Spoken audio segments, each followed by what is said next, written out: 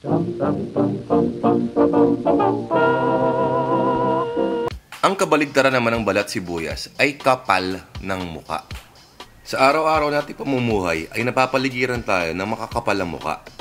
Mula sa mga artistang walang katalent-talent hanggang sa mga MMDA enforcers na kokotongan ka ng harap-harapan. Pero yung nangyari sa Kongreso noong June 2, 2009, dito mo talaga maiintindihan kung ano ang ibig sabihin ng salitang kapal ng muka. Sa ibang kulturang Asyano, sagrado ang konsepto ng dangal. In fact, yung iba, nagpapakamatay pa nga pag nabahiran na kanilang reputasyon.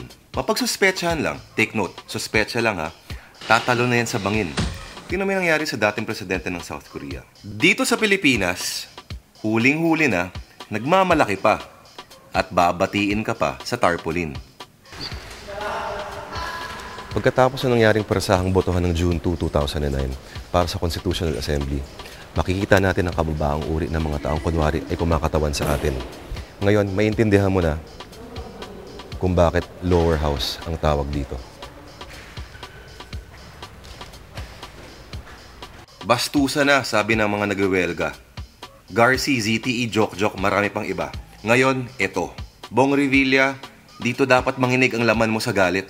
Ito pa ang inuna kesa sa mga batas pang ekonomiya at tutulong sa libo-libong nawalan ng trabaho dahil sa krisis. Ito pa ang inuna kesa sa Carper Bill na matagal lang ipinagmamakaawa ng libo-libong magsasaka. Ilang miyembro kasi ng Kamara ang mga Panginoong may lupa. 7 oras lang niluto ang nakakasukang House Resolution 1109. Tama ang kasabihan, kung ayaw, maraming dahilan. Kung gusto, may paraan. Lumabas na ang tunay na kulay ng House of Representatives ng 14th Congress ng June 2, 2009. Gang rape ang tinawag na term ng isang congressman. Tama siya. Kon aswang naman ang tawag ni Senator Mar Rojas, alias Boy Padjak. Biglang naging Boy Bawang. At alam nating lahat kung sino ang pinakamalaking aswang sa kanilang lahat. Oh, sorry, pinakamaliit pala.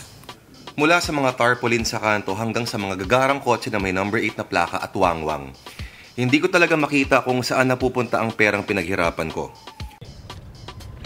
Kawawa naman ang taong bayan, gumagastos ng bilyon-bilyon para sa isang institusyon na walang ginawa kundi manggago lang sa kanya. May tawag dyan masokista.